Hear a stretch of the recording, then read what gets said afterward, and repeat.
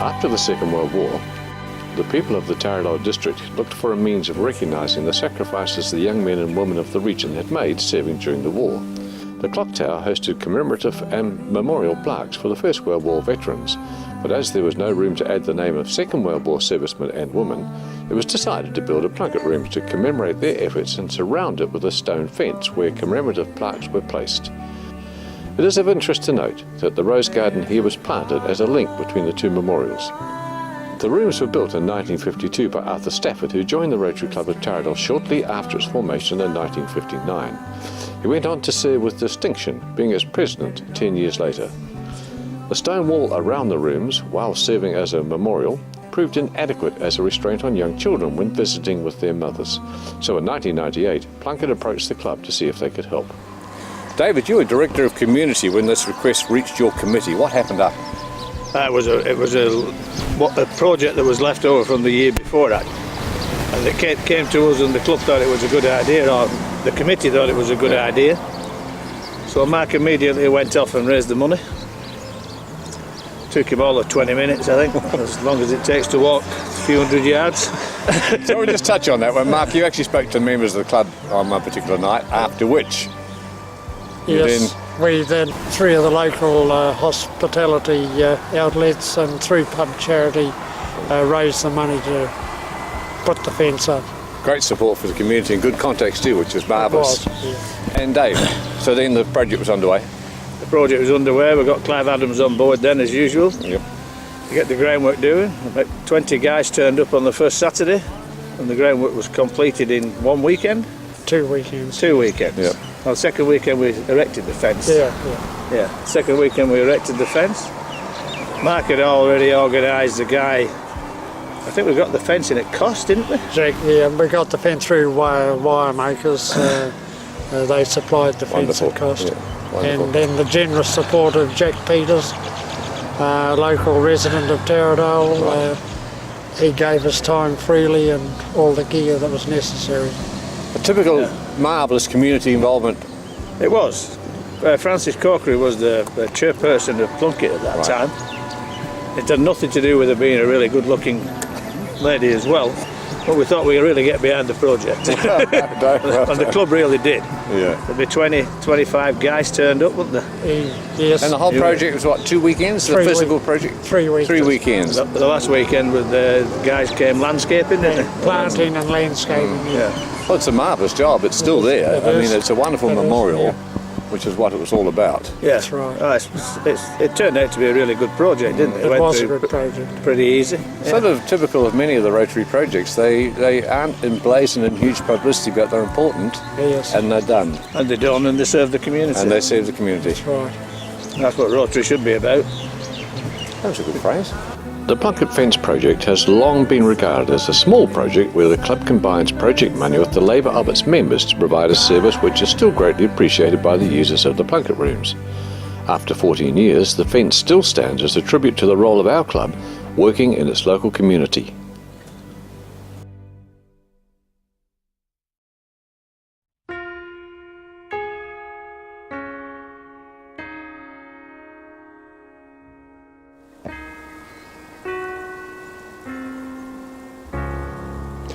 In 2002, the club donated $1,000 to assist with a project to provide lighting of the Taradale Town Clock. This was a joint project between our club, the Taradale RSA, the Taradale Development Association and the Napier City Council. The project was enthusiastically led by past President Bob Twaddle, assisted by club member Robbie Simons with indispensable help given by past Rotarian Dave Prebinson. Bob, to start with, can you give us a bit of history of the Taradale Town Clock itself? Well, the town clock, or the memorial, was conceived very early on, in 1915 in fact, when, after Gallipoli, there was a great deal of patriotic fervour in the area, particularly from the district. A group decided that they wanted a war memorial, and they decided on a clock tower very early on. But in the early 1920s, they decided they had enough. I think they had around about £20,000. They set about organising a design for the clock. That was done by Mr. Jack Ellis, who was the local town board engineer, I think. Anyway, the fundraising proved to be just about sufficient, and they got Mr. A.B. Davis was employed as the builder. So Bob, where did the idea come from to provide lighting for the clock? Well, you see, at the turn of the century, or turn of this century, the clock tower had been in darkness at night, and it was lost to view, but during the day it was a dominant feature of Taradale Township. Some of the Development Association thought that it wasn't right that the clock tower should disappear into the darkness. So they set up a committee of the Development Association, and we had to get the consent of the Napier City Council. Was that difficult, Bob? No, they were very willing, and they gave us $3,000 later on as well. We had, of course, to get permission from the RSA. It was about 3 years to raise enough money, and we ended up with about 25,000, I think, in the finish, and that included one donation by an ex-Taradale resident, and the last $1,000 was contributed by the McDonald supermarket here. So Bob, it sounds very much to me as if it was well over $20,000 which was contributed to this project, which is brilliant. Well, it was just over $20,000, but of course there was a tremendous amount of voluntary labour, particularly by our Dave Prebinson, who designed the lights. Dave Prebinson, welcome. Of course, you've been a member of a couple of Rotary Clubs for a particular reason. The Taradale Rotary Club, introduced by Ted Morris, and also when you became Mayor of Napier City, you were welcomed as a Rotarian in the Napier Club. As well as that, you've been heavily involved in this project we're talking about today, which is the clock tower behind us and the lighting. It wasn't a simple project, was it?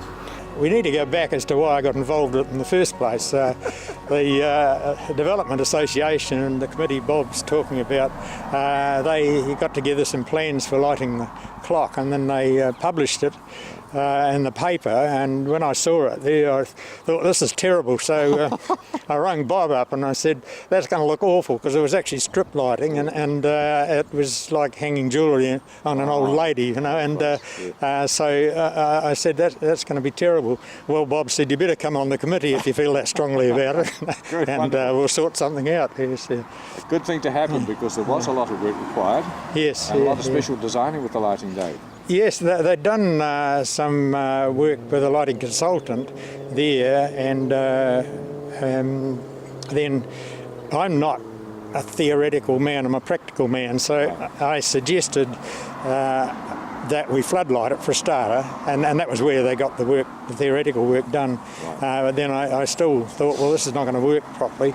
It didn't look to me as if it was going to work anyway, so I said, look, I'll go and borrow a light off the suppliers, floodlight suppliers, and we'll put it around there, get a generator. So we moved the light around the clock tower at night. Excellent. Saw where all the shadows fell and what happened there, and worked it out that way. So we worked it out empirically rather than theoretically, and that's how we ended up with the location of the lights, because it was quite important.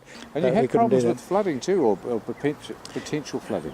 That was after we got it all finished, and we had it all going nicely, and then very shortly after we got quite a large flood, which we haven't had since, and that wiped out one of the lights because it got into the ballast there, and so yes, so well, we took that light out. It was out for some time while we were scratching our heads as what we're going to do about it, because they're set in the ground and we couldn't really raise it up.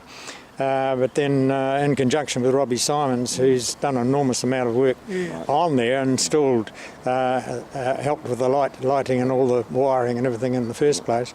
And we redesigned it and put the ballast up the top of the light there and raised it up, enough there, but of course we haven't had a major flood since, so we're still waiting for the We're well test. prepared. Yes. Now, special design for the lighting too, wasn't there? It had to be recessed into the ground so the mowers and that come around here don't knock it over. And They decided that vandalism could be a problem, so we should try and make vandal-proof lights, which of course there's no such thing. pretty close though, Dave. It's been a good effort. Yeah, so, well, it hasn't been vandalised to date, so yes, we set the lights in the ground, and we've got bars over the top of them, and they've so far withstood vandalism and mowers and everything else. So you don't have a maintenance problem. It's excellent design to start with. And other than the flooding, we haven't had a maintenance problem. It's worked very well. excellent project. The other interesting feature of it was that we didn't want to put plastic cables around the inside of the clock because it's like a museum inside itself. It's really very original, and so we scoured the place for old switches and equipment and conduit, and this was where Robbie was invaluable because there was quite a bit around Kyle Simon's old workshop there. And so we got all that stuff and put it in. So what's been put in there, I think the latest stuff that's been put in there is about 1950s or 60s. And so it's that and earlier, and it's all conduited. There's no plastic cables in there at all. Well, Robbie, it seems that you've done a fair amount. Yes, well, it sort of involved, I suppose, me in two ways. One, I've been an electrician, and my dad been involved, who was also a Rotarian for many years, since the early 1930s with the town clock. But also in the fact that being an electrical contractor still at that time, I got involved in giving the lighting design. I submitted my plan to Dave Prebenson, who obviously was liaising with the RSA of Taradale regarding the costs and design. But I was lucky enough to secure a quote from Rexall and Napier, who actually gave us all this material at cost or less than cost. It was September in 2002, and I was a director for Taradale Rotary at that time, and we started a project with a group of people coming here and doing this digging like was been spoken about before, and laying the cables. We did actually get a digger in to do the major digging, but Rotary did all the laying of pipes and backfilling of dirt, and also the boxing in preparation for the surrounds around the lighting, three lighting inbuilt in-ground cabinets that Dave Prebenson had made. And basically after landscaping, that part of Taradale Rotary's job was complete. My part of the rest of the project was not only installing the lights up on the very top balcony. You'll see up there around, we're going around, there's lights around the base of it facing up, as well as these lights here and the lights in the alcoves. But I was given a brief by Dave Prebenson originally to take anything that was in the town clock dating from about the 1940s to when we actually did this new lighting job, to take it out and put all old switches, old like all the wiring I did inside for the lights, everything had to be done with steel conduit and steel fittings, and to make it look as if it was still done in that period of the 1920s. So that's what I did. Well, Robbie and Bob, it's a lot more to it than what appears on the surface, isn't there? It was all the yes, wiring, there's a digging and tremendous everything amount else. of work had to be done over a considerable period of time. The restoring of the lights, was it pre-1920s, Robbie? Well, That's the electricity came into Taradale, and I think it was about 1924 or thereabouts, and that was, I think, about the time when this memorial was actually built. So isn't it wonderful? 1923 onwards, yes. Isn't it wonderful to enhance the memorial which has been here so long? The Taradale Clock Tower was built as a memorial to soldiers from the Taradale district who served their country in the Great War of 1914-1918. Illuminating the clock at the top of the tower has provided the community of Taradale with a beacon that reminds us of all the selfless service and the sacrifice made by 60 young men who fell on the battlefields of Europe during World War I. The Rotary Club of Taradale, through financial assistance and provision of skills and labour, can be proud of their involvement in this community project.